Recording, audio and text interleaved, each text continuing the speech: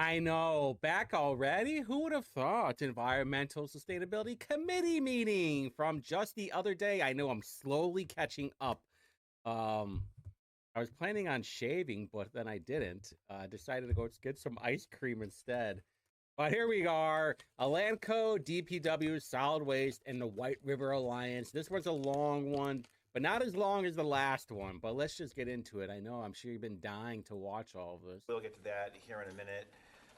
Let's start with Elanco initiatives on environmental sustainability. Before I Jolly turn it Rancher over to getting our engaged.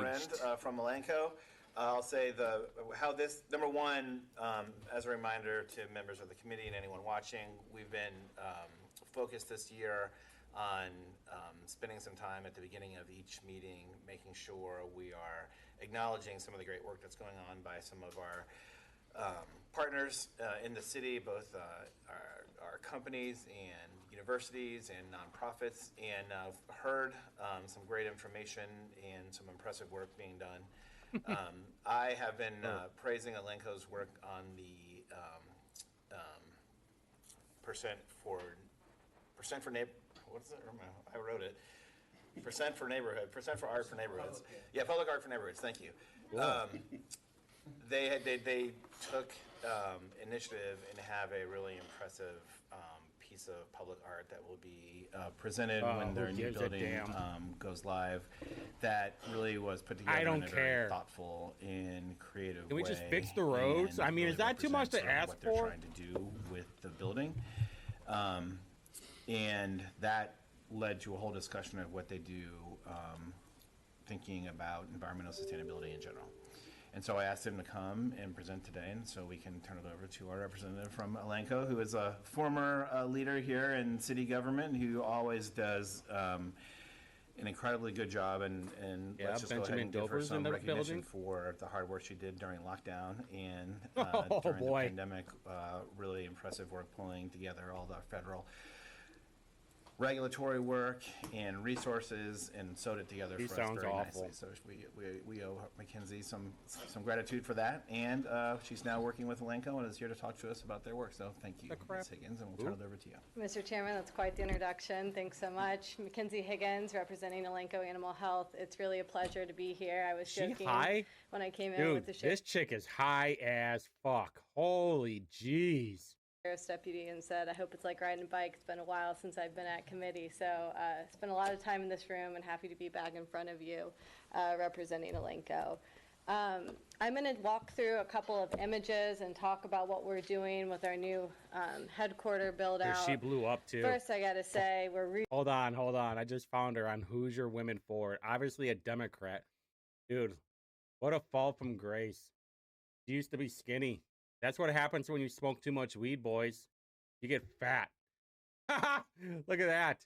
I mean, jeez. Oh, boy. Hey, that's what happens when the Democrat mind virus takes over. You get fat. Really, really excited to be moving into downtown and incredibly honored to be able to be new residents in the Valley neighborhood. It's really a monumental occasion to be able to pull downtown across the river. And I will just say, as a resident of Hillside, I'm incredibly excited to be I can smell in the her Valley from neighborhood here. in the very near future.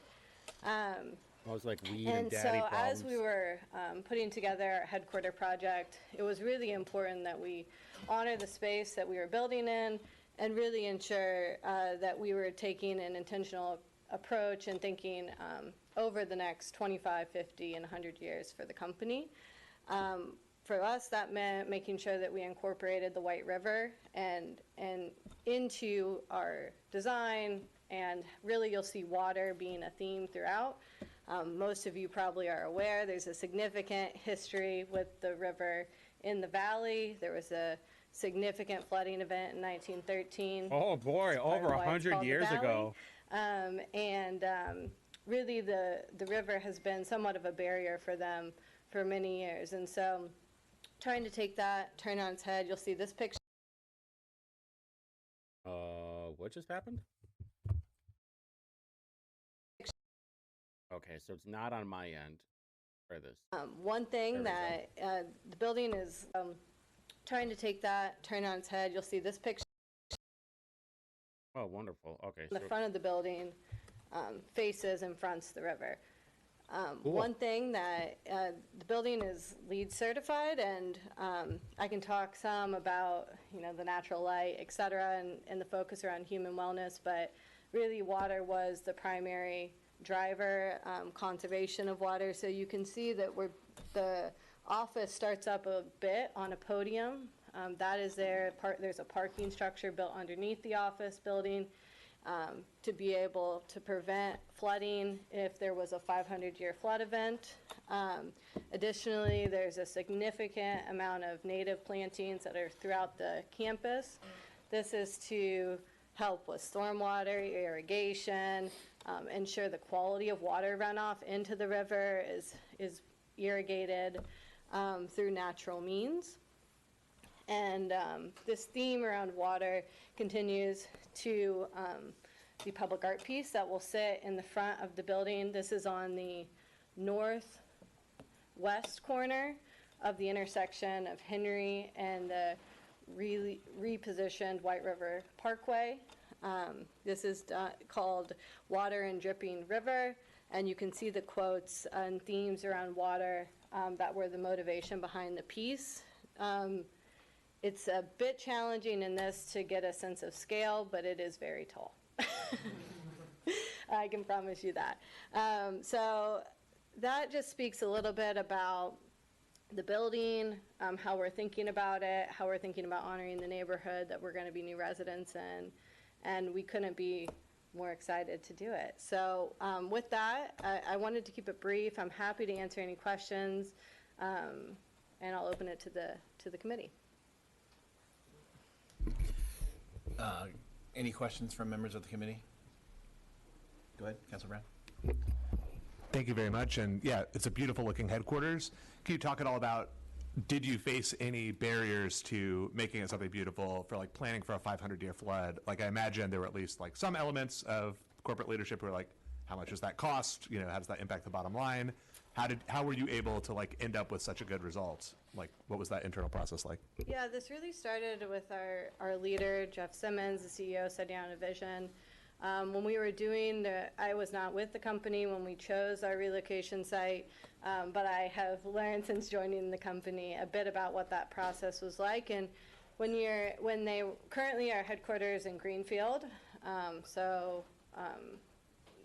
primarily surrounded by farmland. And when we were considering other alternative locations, we could have done a corporate office park. There were lots of choices that could have been made, and he really was committed to creating not just a headquarter but a destination, and ensuring that the concepts of a 5-minute walkable neighborhood and all of those elements of urban living were incorporated around the site. And so for him, there wasn't a ton of convincing to do the right thing on behalf of the neighborhood, because it was a position he took early on, and I think the direction that you see and the outcomes of all of that is really a trickle down from that initial vision setting they had. Awesome. Yeah, thank you so much for that. Yeah, no problem. Okay. Other questions? Councilor Roberts. Oh, go ahead, Ms. Ruth. Thank you, Mr. Chairman, and thank you, Mackenzie. Good to see you. Good to see you, Councilor. Couple aspects. Is there much solar, if any, involved, and are you recapturing any of the rainwater from the structure? So there's a ton of, I'm going to start with the rainwater part of it. There's a ton of stormwater infrastructure, particularly along Henry Street, that essentially serves as that capture mechanism, not to be, I don't think, reutilized within the building, but to prevent runoff. And as you all are aware, in neighborhood there's often flooding, et cetera. And so the way the green infrastructure is built, you can kind of see it actually right behind the art piece. There's those trees that run alongside the building. There's actually trees, then a green area, then a large sidewalk, then the roads with green infrastructure in the middle of the median. So there's all of this intentional building in order to capture and irrigate rainwater when it occurs. And that, again, is to prevent runoff and spillage into the river, et cetera. We also have the new White River State Park expansion that will be in our front yard.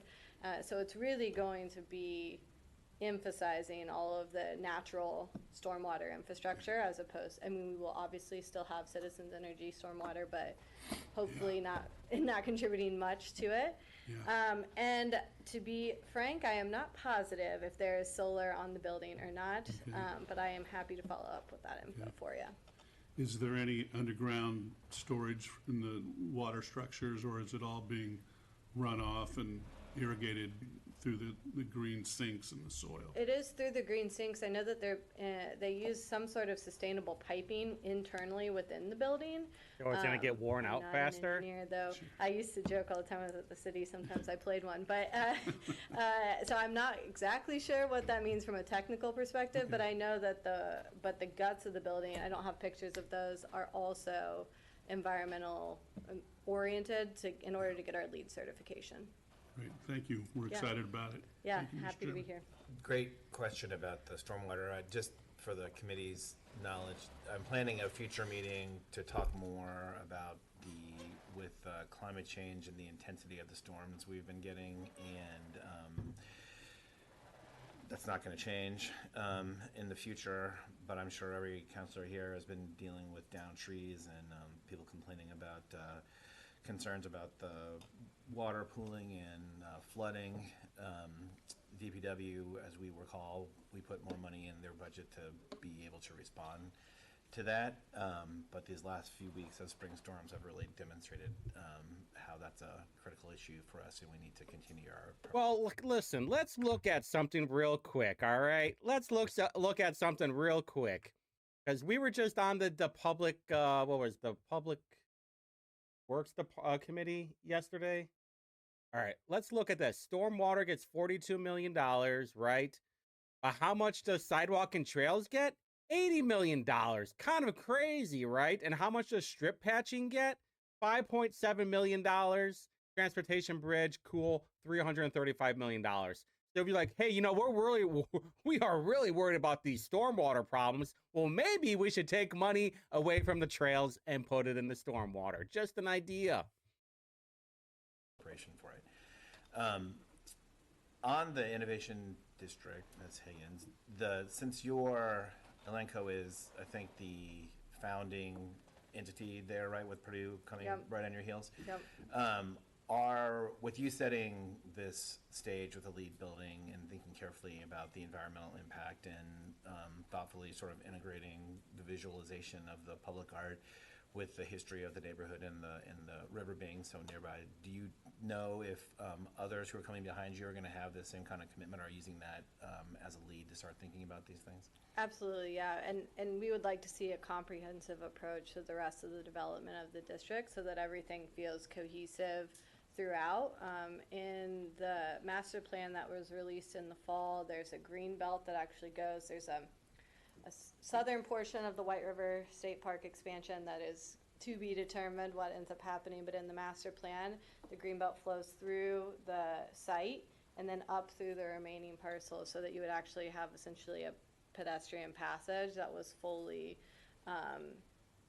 like in green, you know, trees and plantings, and most of those, all of those would be natives and attempting recreating habitat. One thing that the work that we do as a company is both the health of animals and health of plants and environment, because that's what animals eat. About 50% of our business is farm animals, 50% companion. And one thing we often, as Hoosiers, forget about is how robust our natural habitat is and how rare it is that we can just grow a vegetable garden and eat out of it every year. And so I bet when's the last time she's eaten any vegetables? being able to recreate some of that throughout the district, we think is going to be really important for it to feel and look like a place, and a place that is welcoming to all types of animals. Okay, like Any giraffes. other questions? Giraffes. Bring on giraffes in Indy.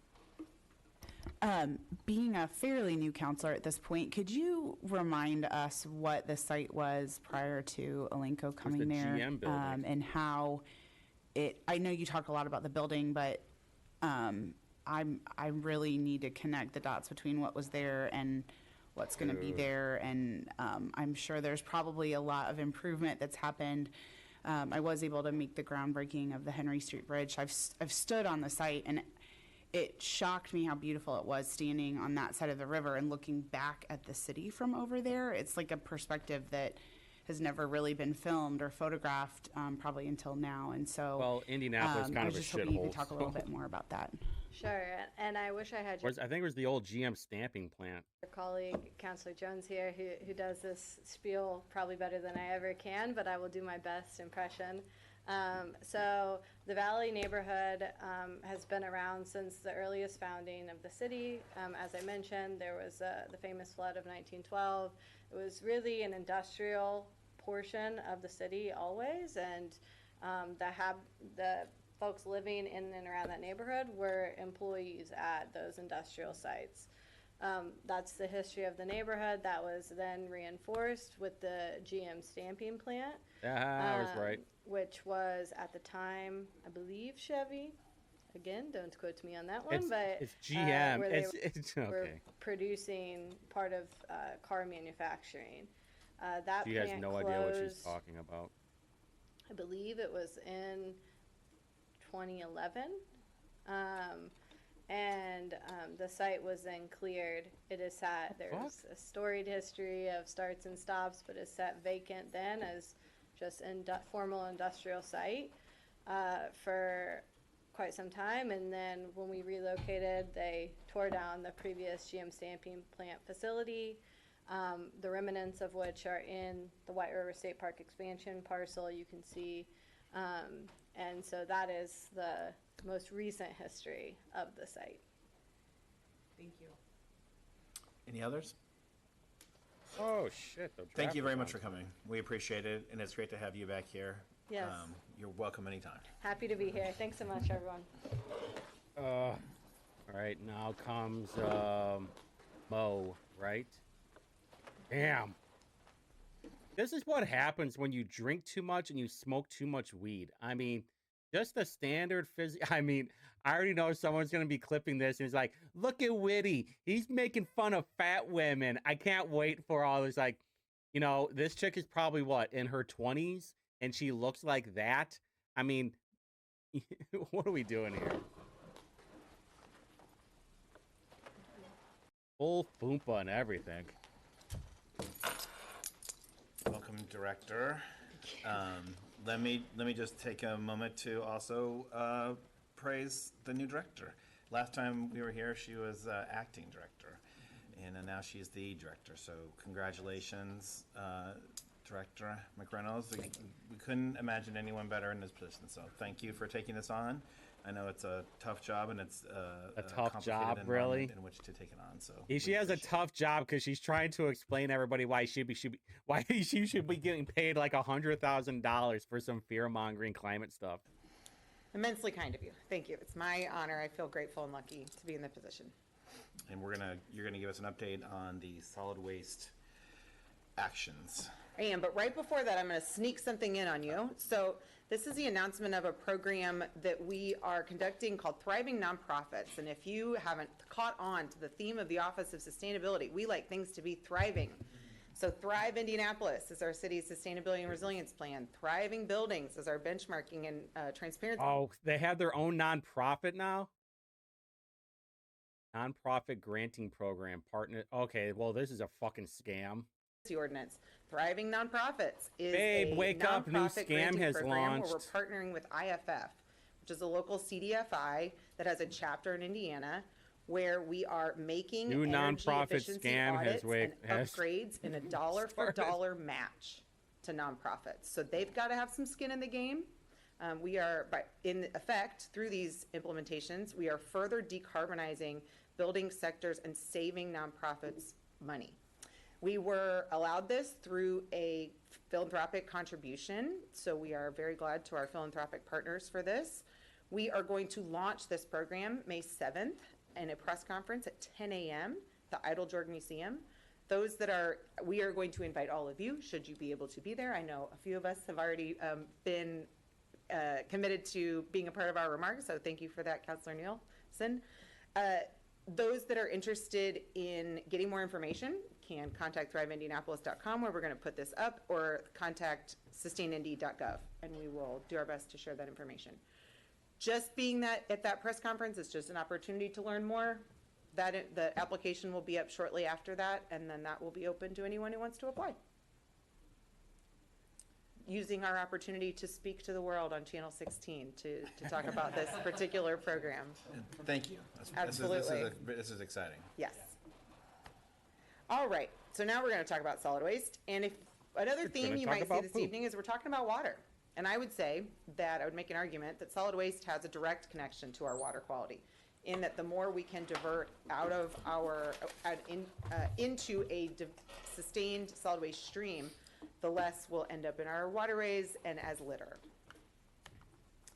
So I'm going to make a few notes here, but I also want to add that all of this was exactly as shown from the Public Works Committee last week. So there's nothing new here. I may make a few reframes.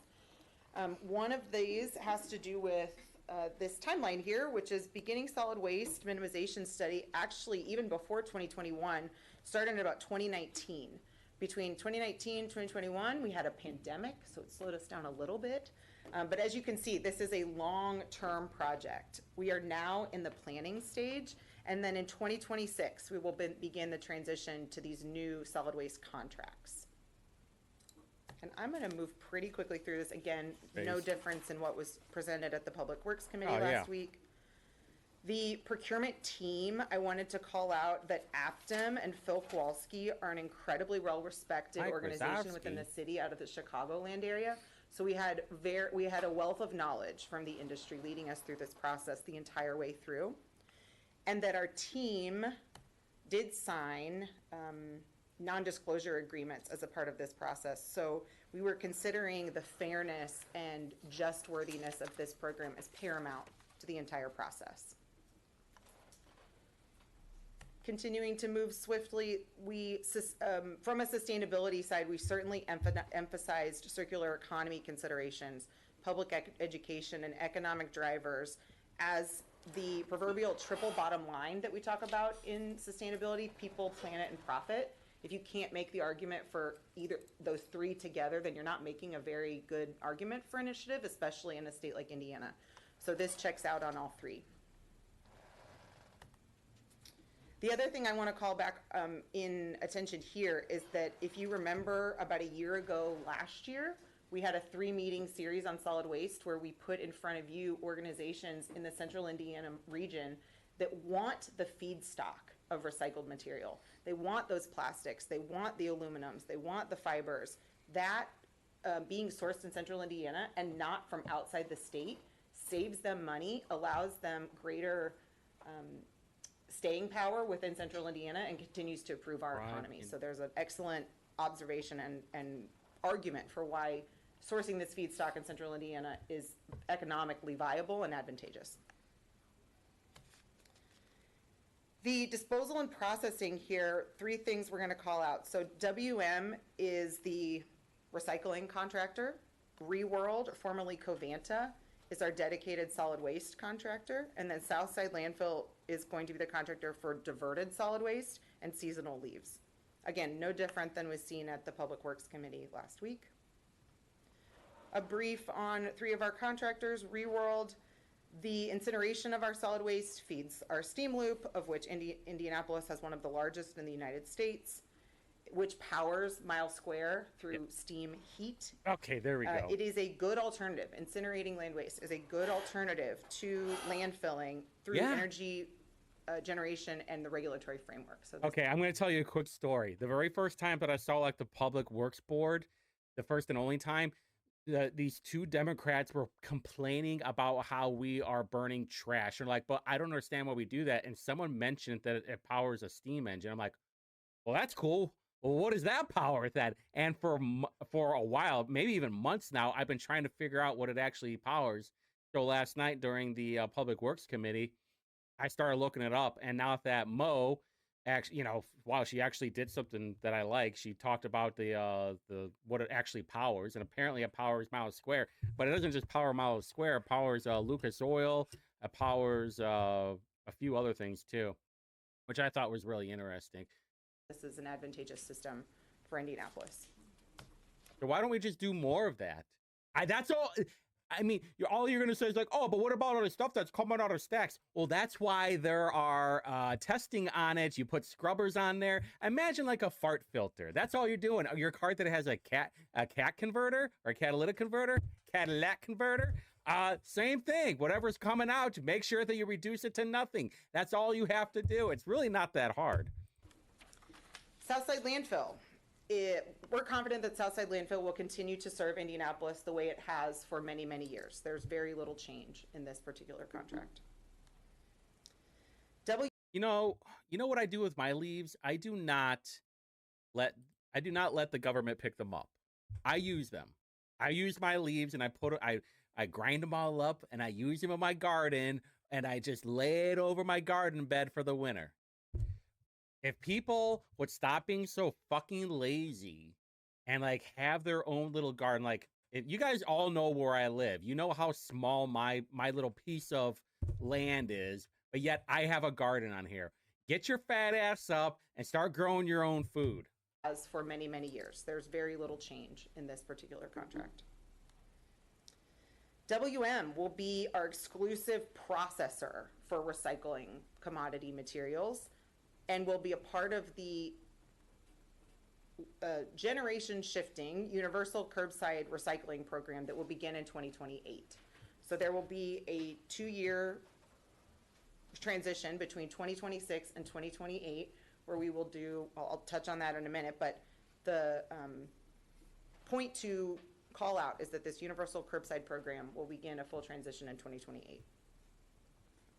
The other thing that's worth noting here is that it is really good for Indy in our region to have a second state-of-the-art MRF, and that's a commitment that WM has made as a part of this contract. Well, I forgot what they called it. Trash collection, basically a no recycling change center. to the districts that you see, and this is how they are presented as current. You'll also note that DPW is maintaining the same districts that it has always maintained. I think I got ahead on my notes here. Only the contractors serving them are the change. Within continuity of service, I just want to call it that top line, the key goal to maintain existing services with minimum disruptions and alterations. That is absolutely the goal of Department of Public Works and the Office of Sustainability in supporting them, that our constituents see an improved service and very few changes and disruptions to their existing service. Within recycling and organics, this tends to get a little bit into more what our office does or what our office likes to work in. So as I said, in 2028, we're going to begin the transition to universal curbside.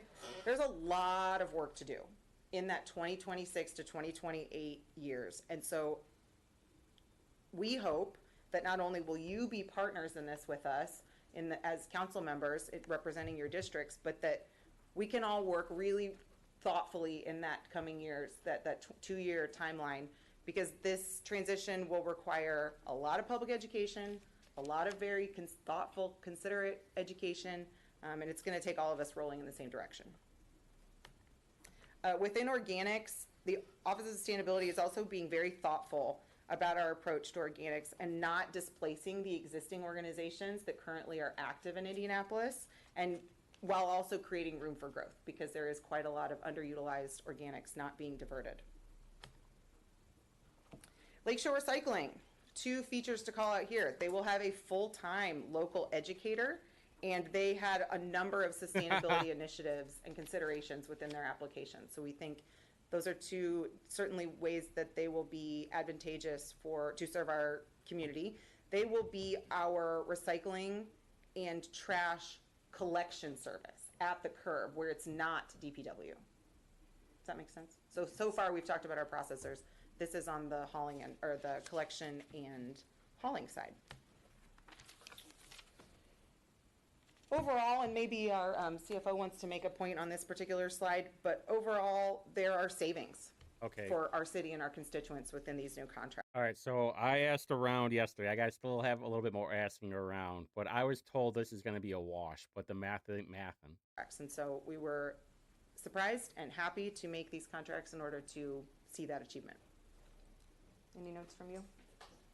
Hello, for the record, Sam Barrett's Chief Financial Officer for the department. I'm kind of going to let Mo guide this presentation since we presented all this material in depth at the Public Works Committee last week.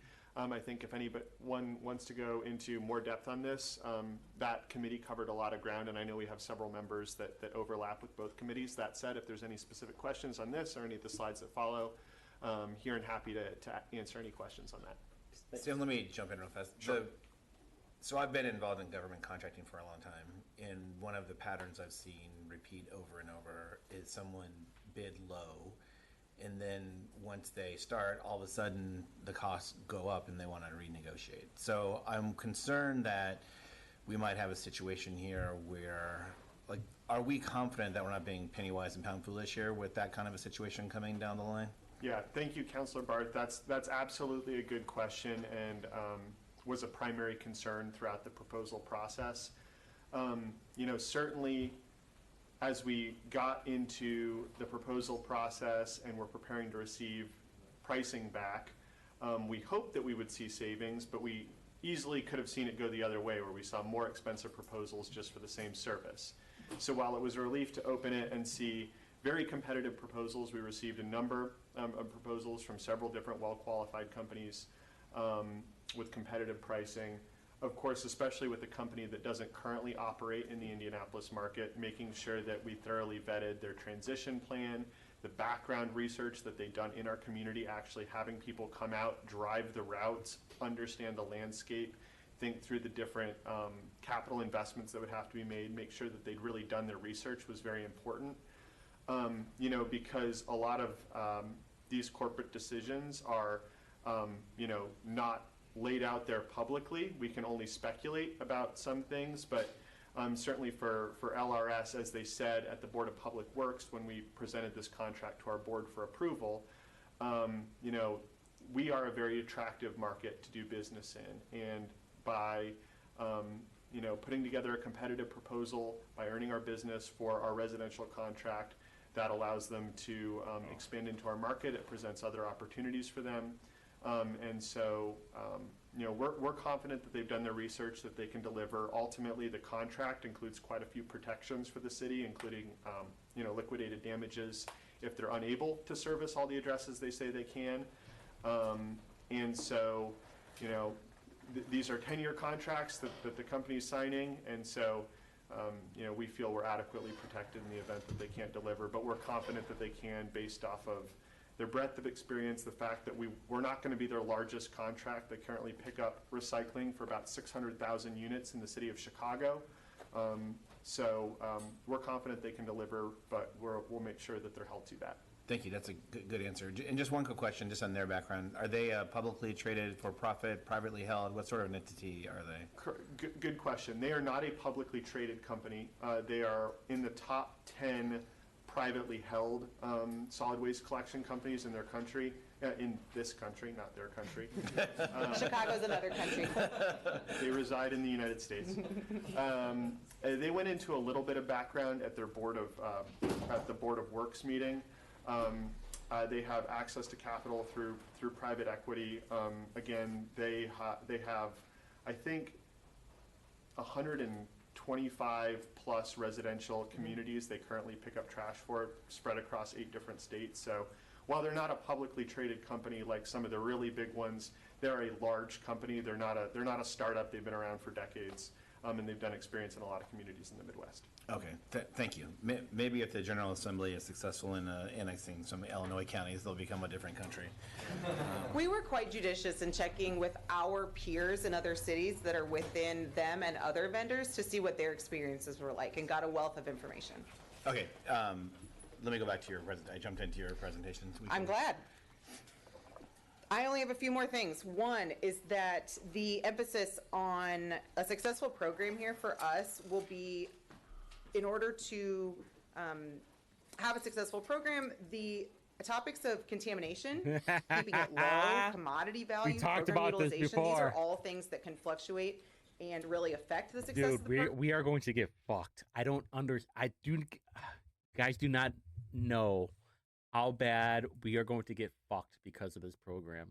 And one of the best ways to counteract that will be public education. So that brings me back to, We hope we can bring all of our partners around within the beginning of 2026 and into 2027 towards 2028 toward doing as much education and outreach as we possibly can so that we can have a successful program for our community. Again, not a lot here that is different. There will be a slight decrease in 2026, 2027 for current recycling subscribers, which is a lovely benefit. Solid waste vendor transition, as we mentioned earlier, this is going from the existing haulers and recycling to LRS. Not a lot. We hope to maintain key services and not see a lot of disruption. And then we've gotten to questions. Okay, well, I'll ask for questions from the committee, but just one more question that, when we did a series in this committee on recycling year before last, we spent a lot of time thinking about how maintaining a curbside recycling program relies heavily on consistent education. And you referenced that in the bid and that there's an educator, but and maybe this is work to be done and you don't have the details yet, but so two things strike me. One, the transition to the new vendor coming up just for normal operations, but then for recycling in 28. Is there anything you can expand upon there with the education planning? Can't wait. Yeah, so what we know is got? that our office, along with DPW, are seeking grant funding for existing streams that we've been tracking for the last few years to add as many resources as possible to that existing effort. So they need taxpayer money to teach people how to recycle. Because one person in a community of 279,000 households will not suffice in terms of public education, even if we utilize every partner possible. Right. So that's what I can say right now is that we know that LRS and WM will both have dedicated folks, maybe not in WM's capacity solidarily to this market, but within LRS they will. And then our office will come along with as many resources as possible as we're able to gain within grants. And in the last couple of years, we've been fairly successful. We're bullish. Others, members of the committee, Councilor Roberts. Thank you, Mr. Chair, and great job, Director McReynolds, in your first official presentation. One question I had is, presently we have more of an opt-in system where you pay in, like through Republic, where all my constituents get their trash service from. Is this current new contract, will they opt into that, or will everyone automatically get a recycling bin? What's the process for that? Between 2026 to 2027, we will maintain the subscription model, and then in 2028, it will be part of the regular solid waste services, the same way trash is now. Yep, so everyone gets a recycling bin for themselves. Awesome. Everyone that's currently served by the city of Indianapolis in that single family or up to 4 units of multifamily, so that's where we draw the line of residential versus commercial. Over 4 units is considered commercial, even if it is a residential dwelling. So that's where we draw the Like line an in apartment solid waste building. between residential and commercial. Awesome, I thought so. Thank you for clarifying. Other questions? They will use it as Josh Bain said it perfectly. They're going to use it as a second trash can. Okay, I have another question. Councilman, please proceed. Sure. I have a couple of quick ones, and yes, congratulations. Glad that you're the director now. So just from an employee rights standpoint, I'm a little disappointed to see we're not expanding what we're doing with union DPW labor. Don't care. Do we know anything about the projected salaries and benefits from some of these other vendors who are going to be taking over, like LRS, or do we have salary ranges for the contractors, or is it comparable at all? Can you talk about that?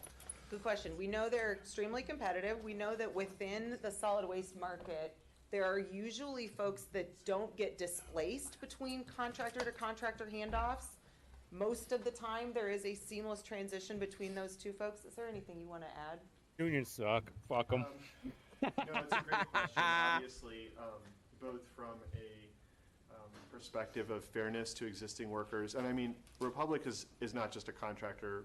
WM is not just a contractor. These are partners to the city that we've done business with for a long time, and so making sure that both the existing companies and new companies have a plan to do right by them is important, both morally, but also we want to make sure our service functions as well as possible. And so these are people that are out there driving routes in Indianapolis right now that know the landscape, know how to drive those routes efficiently. So LRS is going to work very closely and very hard with existing companies to make sure that options are available for those workers. Obviously, these are private companies that we're not in control of, but we're going to be coordinating very closely with them to make sure that those opportunities are there. Republic and WM might choose to reutilize some of those employees in other markets, or they're both still going to have contracts here that they're servicing for commercial clients or other communities in the area. But we imagine a lot of those workers transitioning to the new companies, to the new company. In terms of pay, again, don't have access to all of their private salary information, but our understanding is that their plan will be to be very competitive and very close to what incumbent haulers are paying. Okay. And this is not a unique transition. While this is a unique transition to Indianapolis, it is not a unique transition across the United States. And from what we have learned through the deliberation process, this is very common for solid waste companies to say, yes, we understand we're coming in and assuming a contract, but we understand those staff that are there, those personnel, are already very good at their job, to Right. echo Sam's point, and we're going to want to take advantage of that. Yeah, I would think that's just good business at that There's- point. Could you say, and I know you have non-disclosure agreements, but was there any It's funny to see Jesse Brown dressed up here for the committee meeting. discussion about, like, could the city take on more different areas so that we could have more union workforce and expand the power of DPW's Who absent union? cares? That wasn't a part of our deliberation. That's So- also something we'd have to have AFSCME answer Sure. for themselves, I think. Correct. Yeah, I can't speak with complete confidence on that because, you saw the timeline for the RFP process itself, which was long, making decisions about which areas are serviced by the city versus not. Those decisions would have had to have been baked in, many years ago. And I do think, in terms of comparing the business models, expanding our scope of work would be a significant lift. These companies have a little bit easier time scaling up or scaling down their operations just because they're a private company and they make revenue and it's easier to deploy that revenue versus we're a government and we pay things through taxes that are, a little bit less flexible. But I think we felt like What the crap? forward at this point. Yeah, and I'd say Indianapolis is known for public-private partnership, and that's exactly what this is, a successful public-private partnership. Awesome. All right, yeah, I'll drop the mic for a second. Okay, so let's go to Councilor Boots and then Councilor Nielsen. Thank you, Chairman. Welcome, Director. Thank you. And Strap I'm Boots is excited back to at say it. actual director and not just interim. However reluctant you might have once been, I'm thrilled and will be excited to see you blossom into this leadership role. Thank you, friend. Thank I've you, slept friend. since last week at the Public Works. Can you just give a summary of what's going to happen here in '26 with respect to the current haulers and vendors and Yes. waste management versus our own DP trucks? Who's going to pick up who, and is there going to be a switch? And Yes, absolutely. So as it stands now, and we'll work based on our districts here. The existing DPW districts, 5, 11, 8, right there in just north of Beech Grove in the yellow, and 7, did I get them all? 5, Yeah. 7, 8, and 11. Will all remain trash serviced by DPW, recycling in 26 and 27 by subscription only, serviced by LRS. Whereas the recycling for the entire city county, will be processed by WM as it is now processed by Republic. So the only difference in the private districts is where you see waste management, now WM, all the way in the northwest. The rest of the districts, Republic, and in that sort of horseshoe, that district will also be serviced by the same contract as the others, being serviced by, picked up, hauling by LRS, trash and recycling, and then recycling processed, as in where it goes, where we call that in the industry as a MRF, a materials recovery facility. Yep. That will all be WM. The trash will go to Covanta, now Reworld, for incineration. The diverted trash that does not go to the incinerator on rare occasion will go to Southside. The seasonal leaves will go to Southside. So at the curb, you will have either all LRS or city plus LRS. All the recycling in 2026 will go to WM to be processed. All the trash will go to Reworld or Southside. And how about diversion? Did I not say it right? Sorry, I have one quick clarification, at the risk of making this even more confusing. Yeah, sure. Which I like to do. The WM contract is to process the city's recycling stream. So in 2026 and 2027, the city's recycling stream is actually just the drop-off program. Oh, that's fair. That's Yeah. Recycling from the subscription program, while we control the pricing for that through the contract, we basically tell the contractors, this is the most you can charge a resident. That is a private deal between them and the citizen. And so where that material goes is actually up to them. They may use WM, they may not, but we don't have direct control over that. But everything else was correct. Yeah, so just the caveat of where it's gonna Yeah. go in that 2 years while it's still in subscription before it gets to Sure. universal curbside.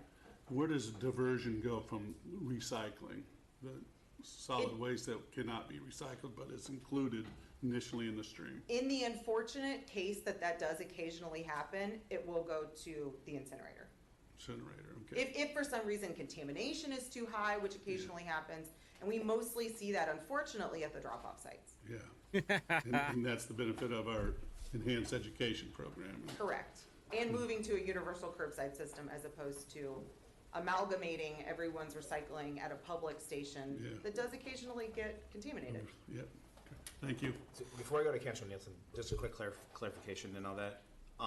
One of the, so I've been on a long journey on this Yes, you on have. this issue since 2011, really. And one of the issues that's always been complicated in this is that diverting a higher amount of recyclables from the Covanta / Reworld had some complications because of tipping fees and the need for material to fuel the steam power downtown, correct? And so now, in theory, or we expect and hope and are planning for a greater and much more significant level of diverted recyclables. So does the new Reworld contract take that into consideration? I hear you. However, some of what the details were in previous Reworld contracts having to do with the amounts Yes. that necessarily went to Reworld are not a part of the existing Okay. contracts. So that's not as much a concern. I would also say that the regionalism of utilizing Reworld has grown in the last 15 years. So I wouldn't say we have the exact same concerns as we did at that time. Okay, great, thank you. Councilor Nielsen. Thank you, Chairman. So first, maybe this question is actually for Sam. Just real quick, sorry, Sam. How long was the previous, so the contracts that are expiring, what were the terms of those contracts? So the ones that this is going to be replaced? Yeah. Another 10-year. Counselor Nielsen, these Okay. are always 10-year agreements, Okay. but the last agreements were extended by 10. Oh, So 'cause they were 10 They were and then they were okay. effectively 20, but Okay. we do these in 10-year increments. Okay, thank you Which very is much. a standard best practice Okay. for cities our size. Because that was the next question I was going to ask you. I mean, as I know, Chairman Barth has been an incredible advocate on this issue. He's been on the council. As we move to universal service and you're looking at peer cities, we're doing this analysis. I'm sure you all are looking at this, but what have been some of the mistakes that other cities have made with this rollout? Not to put you on the spot, right? Because I know this is going to be an ongoing thing. Because I want this to be very successful. It's We not kind of got going to this be. into this a little bit last week with NDPW. Was just I would say that maybe the largest the risk to this is financial risk, right? Is the idea of a contract becoming more expensive and the provider coming back to the table and moving to this. Removing subscription models, right, and providing it at a lower cost to the taxpayer, but then we're not passing that cost along. And so I guess what are some other concerns things that we have to be mindful of, given that this is another 10-year commitment. It's not just a 10-year on solid waste, but also a 10-year on recycling. I'll share my thoughts on that, and then maybe you've got an idea that you'd like to add, Sam. But what I've observed other municipalities occasionally struggle with, and I won't call out any of my colleagues, is that in other cities, is that they either haven't been able to stay the course on that commitment, Okay. and they've had to go back and forth, which occasionally, anytime you're doing anything on a broad spectrum for your constituency, you change the messaging, that gets far too confusing. So I would say maintaining the course and a thoughtful rollout, which is why I'm really glad we have that amount of time to do that deliberate and dedicated public education. Now, I hope that we are as successful as we believe we will be in aligning Won't be. those resources. Who knows what the future holds? But with our I hope that I'm out of Indianapolis by then so I can be in Hendricks County and be like, haha, everything that I predicted that was going to happen actually happened because this administration is full of dopes that are short-sighted and are just like, oh boy, we're finally going to get universal recycling for all the elitists in Butler. intention of Or understanding that Broad there's Ripple or some wherever. available funding sources to come alongside this effort, understanding that we're committed to this process, and understanding that we have a thoughtful time period for being able to do that public education, I think is a recipe for success. Thank you. Do you have anything to add? Sam, anything to add? The only thing I would add, and I did talk through this a little bit last week at Public Works Committee, but in terms of financial risk, one of the biggest unknowns with a program like this, a universal recycling program, is what it will take to process the materials. The way this works is we pay a processing fee that's actually, higher than the tipping fee you pay at Covanta or at Southside Landfill, but you get a substantial rebate back based off the value of the recycled material stream. So if you have low contamination rates and your recycling is really good, the program does better financially. And similarly, there's stuff we can't control, like commodity values for different types of recycled goods and what the markets are like for those things that have that same impact on what we're paying to process this material. So I think getting the education and outreach part done well isn't just important for making sure we're recycling materials and taking care of the planet, but it's also very important for the financials of this contract to make sure we're paying as little as possible to process the materials. So that is an unknown factor that, of course, is going to be very important. And truly something that people spend their entire careers trying to predict. Like our office, no one in the city could predict that market. Commodity values are going all over the place. Okay. Thank you, Chairman. Thank you, Director.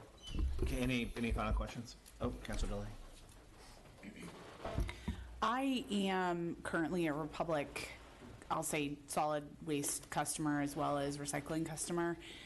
Did they bid on the project, if you can even talk about that? And then two, being a former government employee and transitioning vendors with big things that happen in the city over and over and over again, that can be a very difficult process when you have all the people and the employees and everything is here, and then now we're going over here, and that transition can be rocky for a while.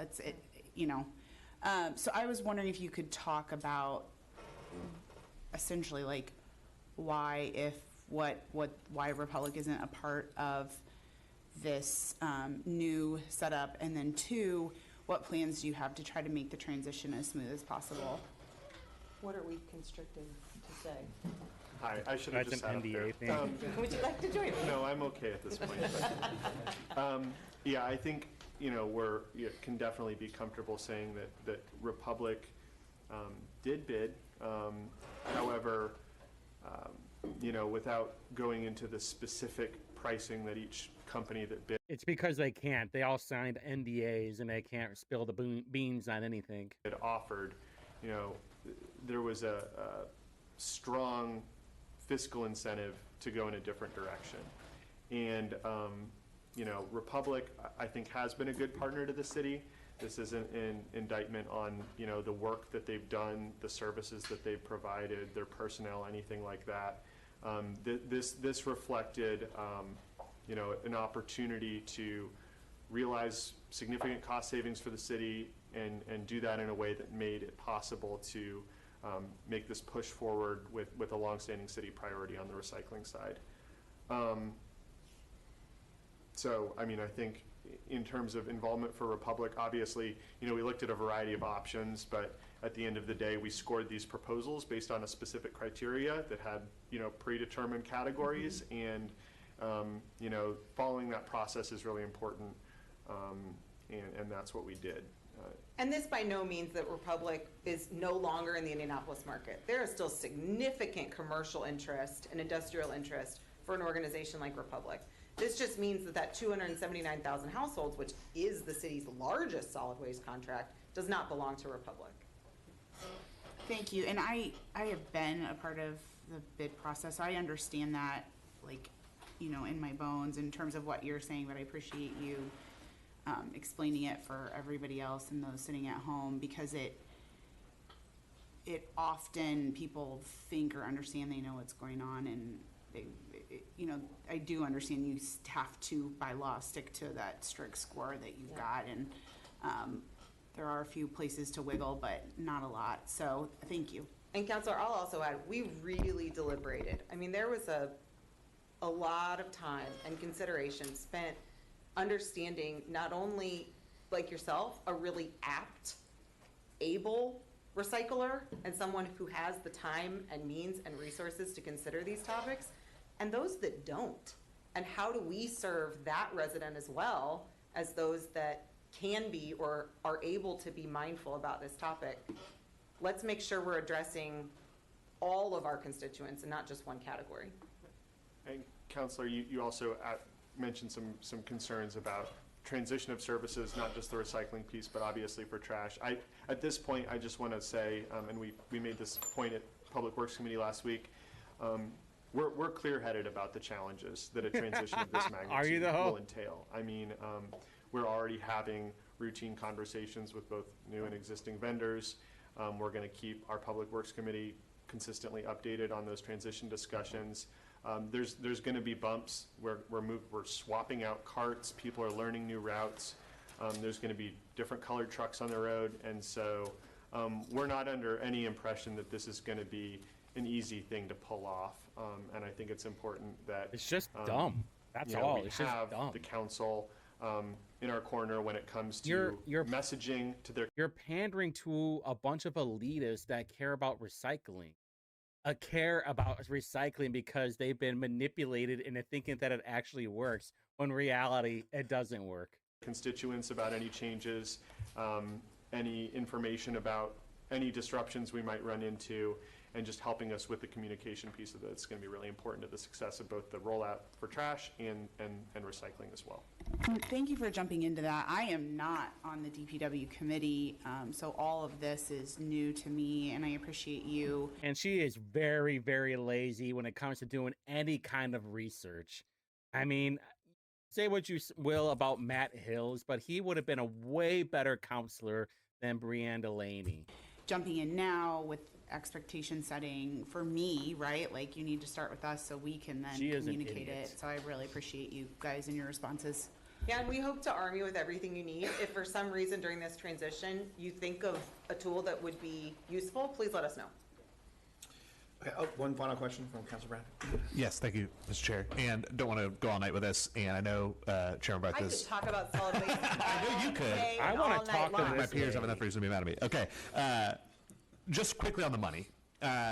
You know, Chairman Barth brought up kind of one way of asking it. Another way of asking is, like, how are they able to 1125 to 788 is a very significant discount. I know we get kind of like the bundled rate, thinking of it from an AT&T perspective, right? Because we're now mixing recycling in with it, so they're able to profit off of that. Yeah. Is that like how they justified that lower cost? I mean, it seems like unless we're currently giving just massive profits to our existing partners, like, where's that money coming from? And then the other side of that is, from my understanding, doing like ride-alongs with solid waste, et cetera, currently the solid waste fees that citizens or constituents are paying are nowhere close to actually paying for the cost to manage solid waste in the city. With the new like fee structures building in, I think it said like $3 and change on the recycling. Are we coming closer to bridging that gap? or are we trying to do, like, I hope, a more progressive tax structure or fee structure for solving that? Sorry, maybe you can't answer that quickly. I could take part of it offline, but I know Sam's got something to Thank add you. here, but I would say there's a new volume we're working at, so that's a part of this as well. Scale. Yeah. Counselor, I want to make sure I address a couple things, so I might have to have you repeat a couple things here, but first, I just want to be very clear on the recycling fee structure that was shown, I think, 2 slides after this one, if you could navigate back to this. Yeah, so this $387 per unit per month is a fee paid by the city to the vendor. It's not an additional charge that's going to show up on people's bills. This is the way we pay our vendor monthly based on how many units they're servicing. So I just wanted to be clear about what that represented and avoid any confusion. In terms of, again, the pricing that we received by LRS, because we don't have access to how profitable this contract is for incumbent vendors or will be for future vendors, hard to answer specifically. The guidance that we consistently received from our solid waste advisor, would that be how you refer to Phil, consultant, was that the really big companies, the biggest of the big, like the Republics of the world, have been bidding, have been not pursuing contracts based on price in major markets recently. I know that residential contracts are not always necessarily the most profitable for these companies, and that might be the reason why. But yeah, hard to say specifically. I think the fact that we did offer a bigger bundle of services out there, getting one wasn't necessarily contingent on getting the other, but we offered a bigger overall contract for our market. So there could be a variety of reasons why they offered lower pricing. But again, the contract is the contract. The pricing that's in the contract is what they get to charge us. And if they fail to deliver on the services that they're required to provide, there are consequences for them laid out in that contract. Yeah, and I just really must acknowledge Phil Kowalski and Devin Moose again for being our excellent advisors all the way from 2021 to today. They have led us in just a way we would not have been able to lead ourselves, especially understanding the industry, understanding the Midwest, understanding the nuances of all these things. We had some arguments in between our deliberation process. Like, we really pulled this apart and looked at all the pieces and put it back together. Okay. Thanks to everyone. Thanks for everyone for the great questions, and thanks to the director and CFO for speaking. Appreciate it. It's gonna be a clusterfuck. My only final comment was one of the things I care a lot about is organics, and so let's. I think we'll spend more time on that as we get Earth closer is to fragile. 2028, because that's going to be a pretty material and meaningful Yeah. change for people. I will just share this anecdote that I was in San Francisco recently for several days and was there over the course of a solid waste and recycling pickup, and the discipline that the homeowners and businesses showed was pretty impressive as far as how they separated, how they organized, Probably and how because they everything get was fined. picked up. It was a very well thought out, and people were all following the rules very well. But that's San Francisco with Yeah, listen, San Francisco is a shithole too, filled with bums and drug addicts. And you're gonna be like, hey, but at least the people who are separating their trash and their recycling, probably because they get fined if they don't. many, many decades of doing this work, so we have a lot to do to get to that level. Having lived in Boulder, Colorado as part of my adulthood myself, I can relate, and our office is extremely thoughtful about this. Again, as I said, not wanting to displace the existing providers, but also thinking more about a universal system.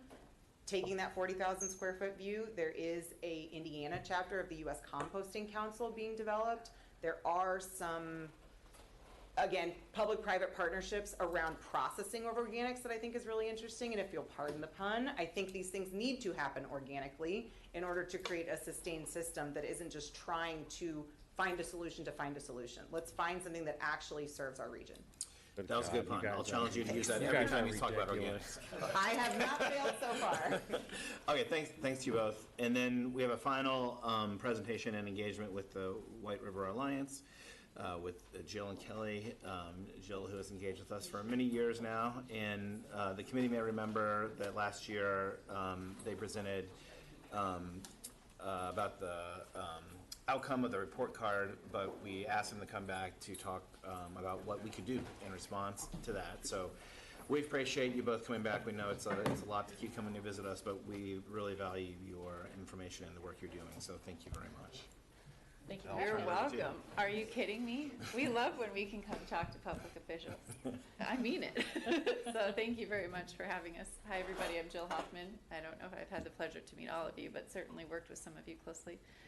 I'm the director for the Alliance, and I've been in this role almost 20 years. So got a lot of history with the river, but I'm here with my colleague Kelly Brown, who serves as our environmental coordinator, who tests all of the tributaries coming into the river, so she may know even more than I do. Okay, I believe I was going to just start off with a quick reminder about who we are, and we are going to try to take you just back in time just a bit to remind you of the report card's findings, and then forward in time on what we need some help with. So. White River Alliance, we have been around since 1999, nonprofit organization run by a board of directors, pretty typical nonprofit, pretty atypical in the sense that that board of directors represents a really diverse group of stakeholders.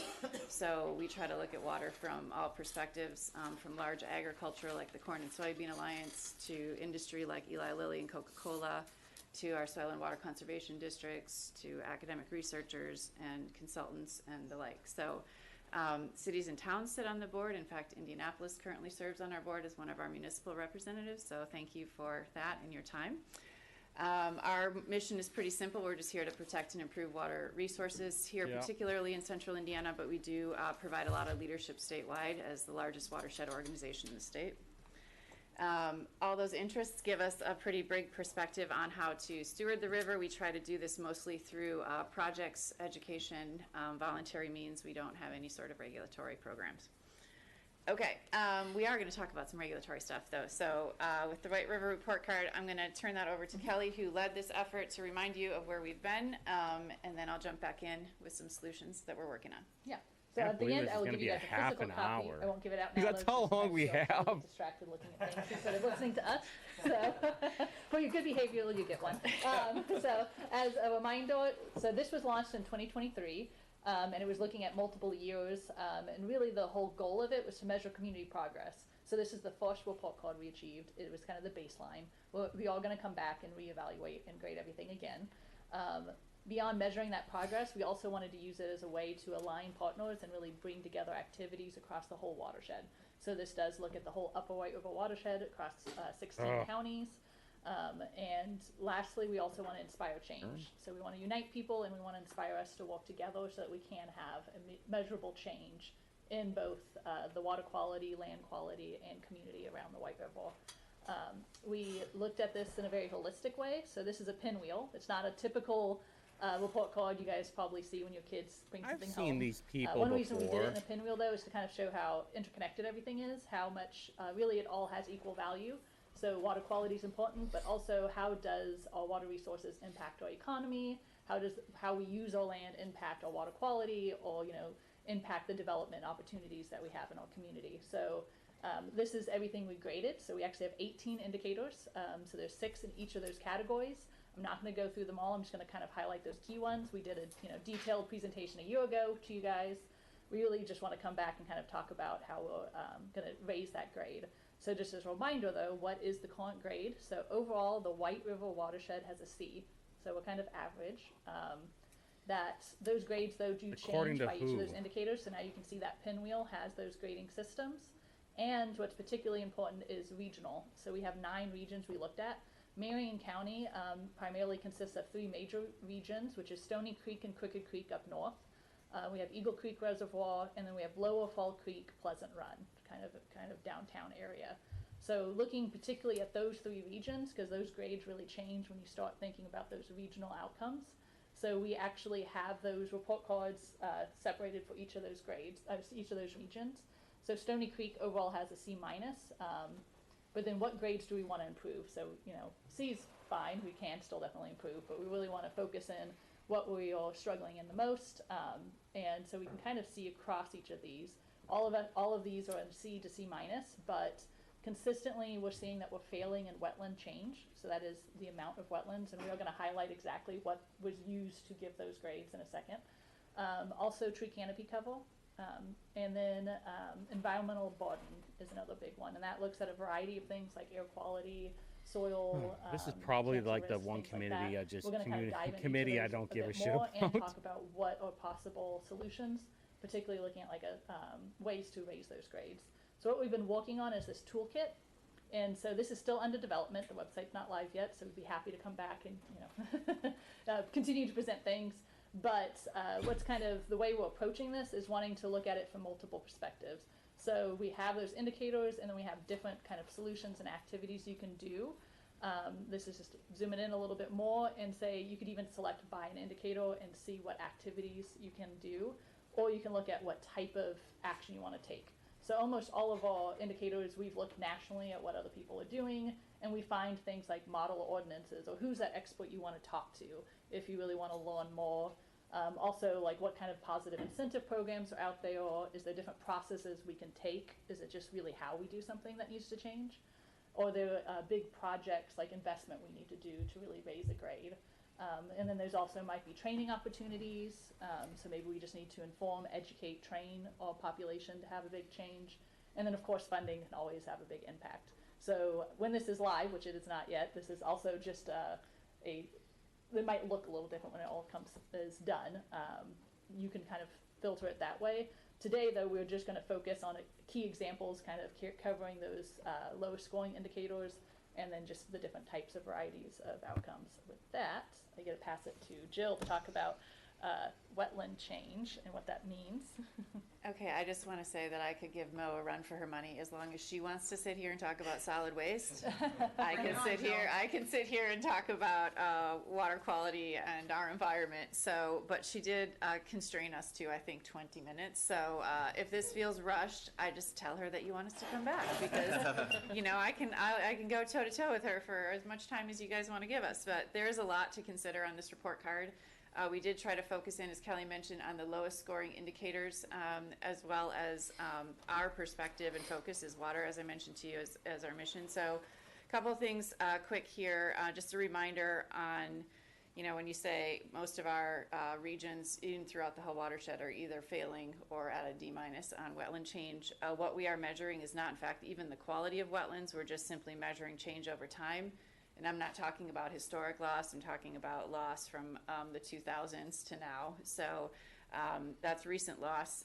So I'm way past the time of when farmers drained wetlands. We're talking about a lot of development impacts here. So in those three regions that cover Indianapolis, you can see the percent changes there and what results in that.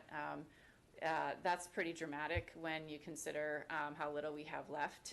So that's what we were measuring. I did just want to give you a little bit of framework here for a few of these things we're going to talk very briefly about.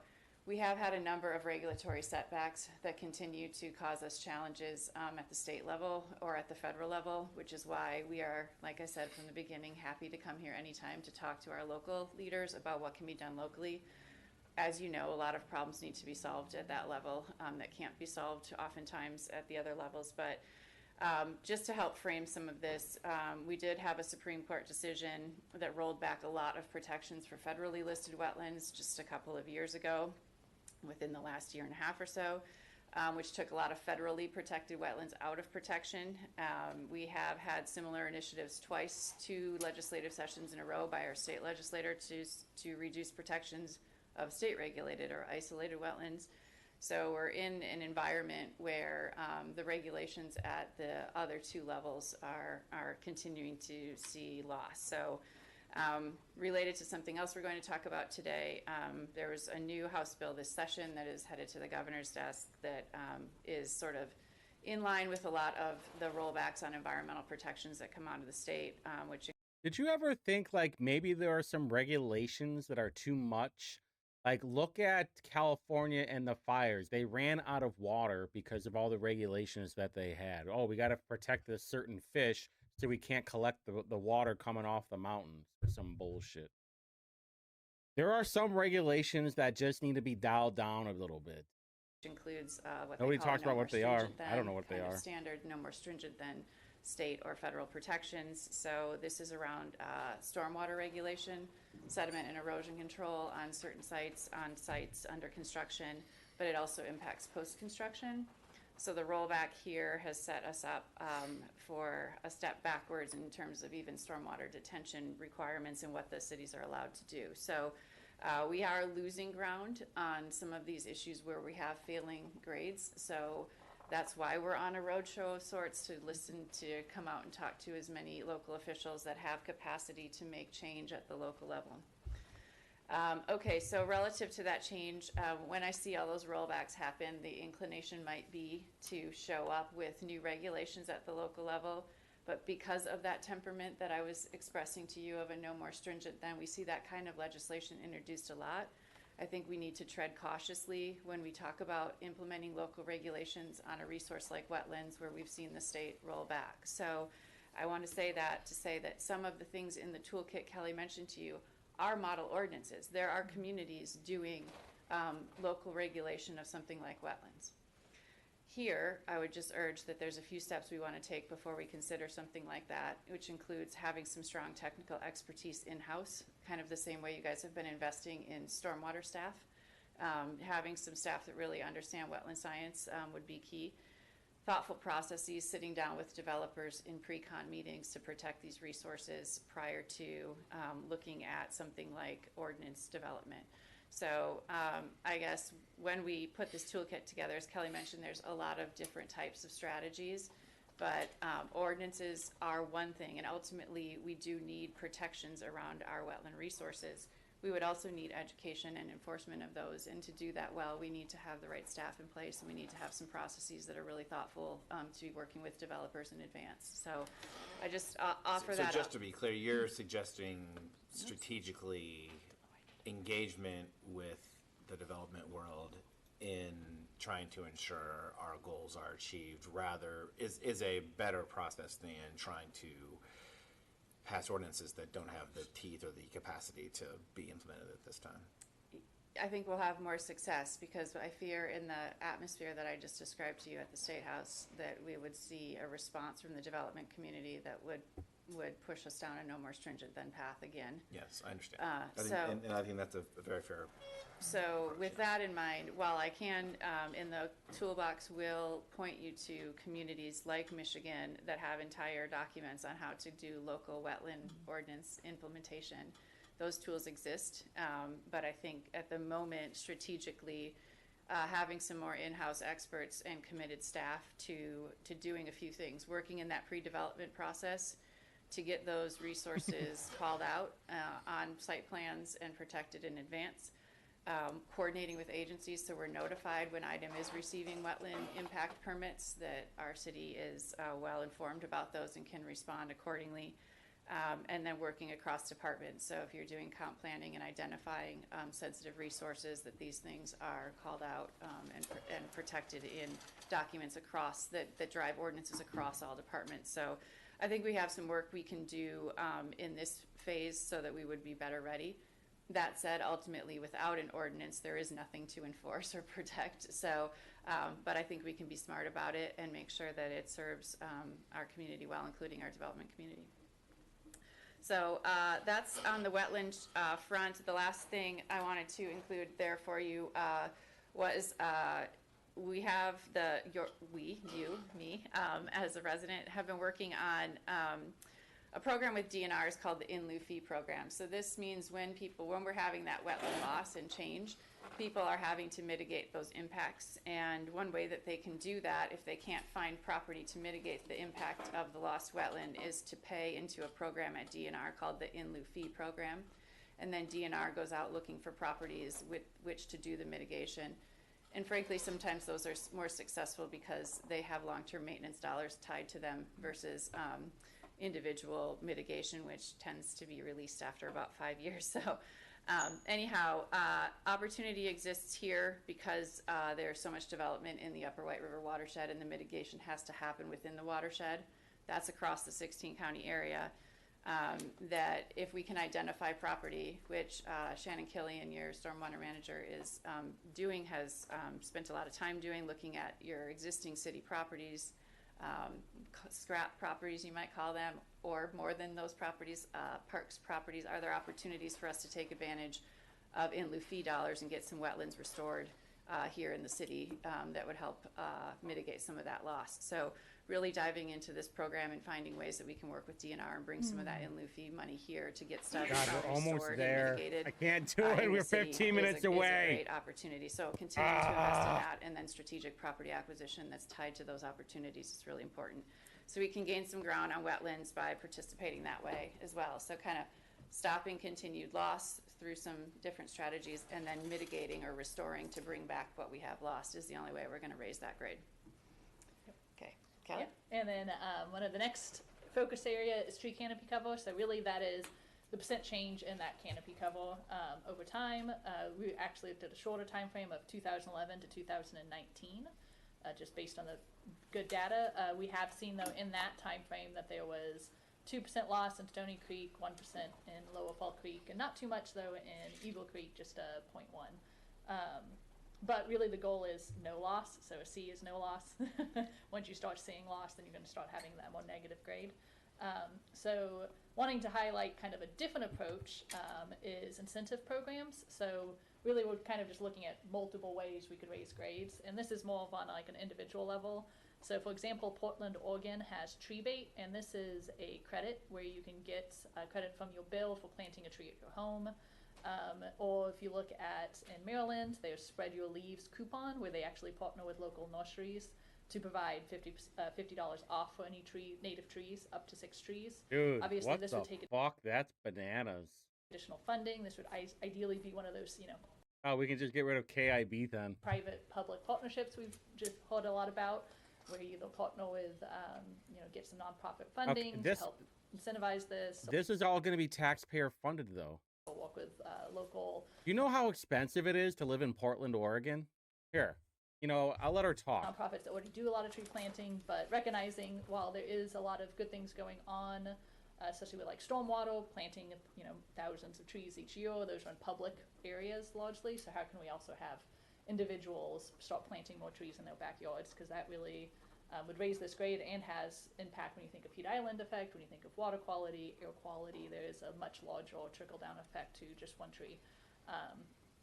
And then another area that we have low scores is this environmental burden. It's a pretty complex indicator, so we're just going to kind of focus in on one, but this is a CDC-based data that it gets all the way down to the census block, so you're actually seeing zoomed into Marion County by census. So we were able to grade each census block, and then we did an overall grade for those regions still, but we can really understand where we need to focus. And that looked at things like air quality, particularly air quality causing cancer risk, hazardous sites, so those are things like brownfields, transportation infrastructure, so that's like highways, railroads, things like that, lead-based paint, and then water pollution is the one I'm going to kind of talk a little bit more about. So those are waterways that are listed as impaired. So that means that there's something wrong with them, that they're not safe for recreation maybe, or there's heavy metals and things like that. So looking at all those different impairments and how that can... Shut up. Let's look at the cost of living comparison real quick. You're in Portland, Oregon right now, and you're going to Indianapolis. It's 23% lower to live in Indianapolis compared to Portland, Oregon. Housing costs, transportation costs, food costs, entertainment costs, healthcare costs. So all these people love all these little programs, but guess what? They need to be funded. And how do they get funded? By the taxpayers. Oh, well, there's junkies on the streets and random hobos jerking off on the steps of a church. But hey, you know what? At least you get a tax rebate for planting a tree in your yard. I'm sure that'll be a perfect spot for the bums to take a dookie on. Have a negative human impact. So one of the big things we can do to help improve the environmental burden score around water pollution is green infrastructure, because that is the source of a lot of what gets into our waterways is that stormwater. How do we manage that stormwater? How do we think about it? And this is also something we felt like would be important to talk to you all about from a city-county perspective. So there is a lot already, I know, going on locally here around that, but just wanted to highlight a few other types of approaches. Particularly Philadelphia has this zoning bonus approach. So that's looking at things like providing height bonuses to development if they include things like bioretention, storm drain management, and things like that. So there's a lot of restrictions on where those height bonuses can happen, but it just helps incentivize without actual costs to have more of those green infrastructures maintained by the developers. Another example is having, if a development has a green roof, then you could also have extra units in your zoning ordinance for multi-use or multifamily development. So these are just examples of what other cities have done. There's the actual full details in that toolkit. Once it's live, you could actually read how they did it and see the examples. Also wanted to highlight development practices. While this is actually something we have a C and a C+ in locally, it is something that's very important. So this looked at a variety of things of density, floodplain development, and flood damage risk, and especially, flooding has been a recent conversation.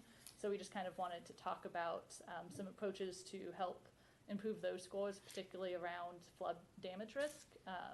So I think, actually, I was going to let Jill take this one. So I started taking your slides. I was going to say, you guys warmed us up early talking about green infrastructure at the Elanco. You guys seem well versed on that, so we don't probably have to tell you how important it is, but we are trying to give you some options for really integrating that into the community. And as Kelly mentioned on that matrix, basically we looked at an incentive option for every indicator, right? Could we find examples of incentive? Could we find examples of ordinance? Could we find examples of funding? So we're just trying to warm up your appetite for, there's a lot of ways to go at these things.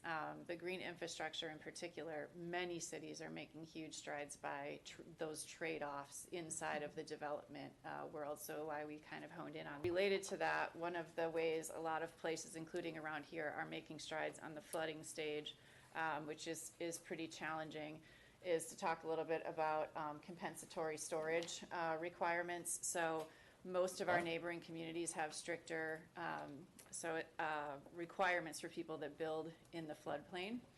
And so then Indianapolis does, so we're a bit behind, frankly, on that, and that is what goes into that development, one of those development ratings. So just to give you an example, our neighboring Hamilton County, they have a starting point for development, which is a strict no fill in the floodplain, and then you have to get a variance passed to do any of it. And that variance can require you to mitigate that fill by a 3-to-1 ratio, cubic feet of mitigation, and in extreme cases, a 10-to-1 mitigation ratio. And you need to replace that storage in that floodplain at the subwatershed scale and at the same elevation. So there are some pretty nearby examples of people taking a stricter look at protecting those most critical resources like floodplain development, which impacts that development indicator that Kelly was mentioning. So something worth considering. Also worth considering is most of the other counties around us have a more typical drainage board structure for managing the regulated drains. And also a bit unique to Indianapolis is that we don't collect assessments on those regulated drains. So we have regulated drains here. In most counties, the county surveyor is a dedicated staff person that manages the drainage board made up of county commissioners and such. And those assessments then can go to support the maintenance on infrastructure, whether that infrastructure is levees or building new infrastructure inside the streams like two-stage ditches, which can help with flooding by building a floodplain inside of the banks of the stream. So when they collect those assessments, they have a source of funding, and that is common in all other 91 counties around. It's just a factor of our sort of when we merge to the UNIGOV county-city kind of government, we don't have that exact same structure or history anymore of drainage assessments. And so we tend to not see that same level of investment in those regulated drains. So opportunities really close by here in the toolkit to look around at our neighbors and find some solution sets. So again, that larger toolkit that we keep mentioning is really designed to look at both what's available to raise the grade in each indicator and then what sorts of solutions. So you could kind of pick and choose, like, oh, we're not into ordinances here, or we don't have any money, and so we have to do something else. So training might be the solution. So with that, I guess I just remind you, if you have interest, as Kelly mentioned, a lot of this data that is, especially the environmental burden data, is down to the block level. So if you want to see your districts and your impact, on the web page under the grades, you can either sort this by picking a particular indicator and having it map, or picking a region and having it change colors across the indicators or across the regions. And then again, if you need any more additional data at your local level, you want to see any of this stuff, we can certainly provide that to you. My last pitch here is for a couple of things. The Indiana Water Summit is the place where we try to have big conversations about those impacts at the state level or federal level, as well as at the local level solutions. We have speakers come in. It's a 2-day event. It's really grown to be quite popular because it's a place to kind of coalesce all water users in one place. And we have every year we get more and more participation from public officials, including our state legislators. So just a reminder that that's coming up on August, and the first day is focused on regional water planning. So if you have that more localized interest, that would be the good day to come. Last year at the summit, we did actually end up recognizing you guys with one of our sustainability watershed stewardship awards, I should say, with special recognition of your MS4 coordinator, Gail Boydston, who has done a tremendous amount, along with Shannon Killian, to increase the conversations around green infrastructure, be more thoughtful about our construction site management practices. And I guess this just goes back to what we said at the beginning, investing in staff that have technical expertise, that can stand up programs with consistency and thoughtfulness is going to go a long way. You guys, it's probably the biggest change I've seen in the city in a long time in regards to improvements to water quality programs and enforcement and engagement with the public and all of those things. So we did recognize you guys as our Distinguished Member of the Year last year, and so I just want to thank you for that, because those things don't happen without leadership from the council. So continuing to invest in those programs and staff is really critical. So with that, I think I don't know if I ran over my 20-minute or not, but well, thank you for this. This is very thorough and very helpful, and I really appreciate the structure with these actions, and I appreciate you being aware of the complicated political environment in which we function. But some of the ideas you put on the table, Councilor Boots and I, who've been working on canopy and tree issues for a long time, that give us some ideas. So we will be following up with you, I think, to think those ideas through in some more detail. But other members of the committee, do you have any questions for our guests? Now that we're allowed to have this report. you can have it. It's been on the website. Did we behave? What's that? Did we behave? Yeah, you did. Yes, you get an A. Grant, did you have a question? Yes. Thank you, Jill and Kelly, for coming tonight. 3 quick questions. If we allow indigenous urban forests in Marion County to be taken away, would that lower or increase our grade here? Say that again, if you allowed what? If we allowed indigenous forests in Indianapolis that might have seasonal wetland capacity be destroyed, would that improve or decrease our grade? Decrease both the tree canopy grade and the wetlands grade if there were wetlands in those forests. I know that was a borderline rhetorical question, but I wanted to hear it out loud on record. It's on record. Yes. That's not what you would advise your Yes. child at home to do about their report card.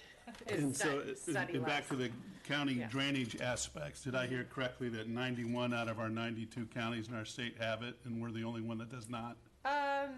I should probably confirm that, but my experience traveling the state is that most counties have drainage boards, and almost all of them assess fees, drainage assessment fees for the regulated drains to support their maintenance. Now, I will also admit that sometimes that maintenance activity can be damaging to water quality and habitat when it's done to strictly promote drainage, to like move water faster.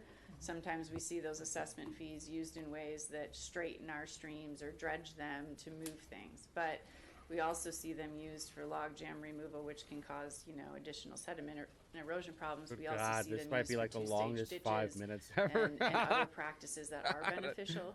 It's just I really don't like this committee. It just really honestly depends on who the I surveyor do it because is and I what love the all of objectives you. of the county are at the time. But You give me it does allow you some kind of funding to maintain these things or to improve their condition. That coupled with money from the in lieu fee program, we could do a lot of good things inside of our streams to promote storage and water quality. Great. Thank you, Councilor Boots. Any other questions? I did have one more, I'm Oh, sorry. Councilor Boots has one Yeah, I more thought question. there were 3. I was Yes, waiting. there Oh, were. sorry. You counted, I did not count. The DNR in lieu program, Yeah. So if there's and you said it's 16 counties is our district, Yep. if you will? Yep. Roughly, what's that geographic circle? Is it go northeast or is it central Indiana? Can you show that again? Yeah, we'll just zoom back here to the first screen that showed our maybe the one with our alliance has the map. I don't know if it's the best map, but so the river actually starts east of Muncie Yeah. in Randolph County, so a sliver of Randolph County, but most of Delaware County where Muncie is. There are about 5 counties where the entire county is in the watershed. So like Delaware, Madison, Hamilton, Marion, Morgan. Those ones, the almost entire county is included in the watershed, and then parts of the other ones add up to those 16. So what you should know about wetland loss is that we could have a loss here, and we could mitigate it up in Randolph County. Right. So that's why that compensatory storage inside of the floodplain is important, and why people like Hamilton County are saying, hey, no, look at the sub-watershed level, we want you to mitigate this, you know. Because this mitigation, I mean, it's functional loss, right? When it's mitigated so far away, that thing is not serving the flood storage or water quality that it served where it was. So, but, and that is a criticism sometimes of in lieu fee, is that you mitigate at such a big scale. All I'm saying is that the better we can position ourselves to take advantage of in lieu fee and get wetlands restored here on the dime of the state or developers, the better off Indianapolis sits to absorb those floodwaters and protect our communities from pollution. So. Well, you answered, but I haven't even said my question yet. Okay. But, so out of these 16 counties, we can pick 15 that have mitigation projects and bring that money to Marion County. Yeah, it's already being aggregated at DNR. They have the funds already in a pot of money. They're just looking for sites. So Shannon Killian, to her credit, has done a pretty good analysis with the help of some consultants to see how many of the city properties would be a good fit, and has had DNR come out to look at some of those. There's a project in Grassy Creek that they were just out taking a look at. But Really? then on top of that, land acquisition in areas where we need it to mitigate these things could also be another way. So if we could get the property, or if we have the property, DNR shows up with the money and the monitoring and the maintenance. It's a good deal, but we And have to. who owns that Don't you property know? then? It's State or Literally, local? no one gives they a like shit. if it's in the control no of one some cares. kind of, you know, either sometimes land trust can control it, city parks can control it, but whoever owns it, you know, can mitigate it. They don't like to do that necessarily with individual property owners because it, you know, can change, you know, hands and then you get in challenges. But yeah, they love to work with cities. So this is a way that we could bring more of those mitigation dollars here and get more done inside of our county boundaries to protect us from flooding and water quality problems. Great. Thank you. You're welcome. Almost there. Any last questions? Oh, we're there. All right, well, thank you both. This Yeah. is really exceptional, and it's going to be a tool Really for us to use exceptional. in thinking ahead going forward. Great so we work really that appreciate you've you done, coming tonight. ladies. Well, thank you, and we hope that we Fine have the job, chance to come women. back and bring you ideas as more of it evolves. We really, really appreciate the open door. And your leadership as a sustainability group. Not every city has that either, so you should Yeah, be because we commended don't- for this committee's focus. You know why? Because in Democrat-run cities, you have so many third worlders that like to poop on the street that you have to have this. All that poop that doesn't go into the sewer, it goes into the stormwater drain. And then you have all these third worlders treating Indianapolis as a third world. And they're saying, you know what? I'm just going to throw everything in the creek. I'm going to throw mattresses. I'm going to throw tires, dead bodies. And, you know, I'm just going to treat it like my own original shithole country. And so you have all these stormwater problems, the flooding, the pollution, all because of these morons. Focus on that. Thank you. Thank you. And with that, tonight's meeting is adjourned. Wonderful. We were the only thing between. You had to bust out here. Awesome, awesome. So what do we know? There's going to be a new nonprofit scam that's going to be happening next month. And then the universal recycling is going to turn into a clusterfuck. And then we have these boomer women right here that want to take taxpayer dollars and give it to people that will plant a tree. Even though KIB that we fund with our money already do that. You know, Indianapolis is just a shithole. That's all. It's just a giant dystopian shithole. But don't you worry, I'm always gonna be here doing videos for you, talking about it, and hopefully you watch the whole thing. If not, well, until next time.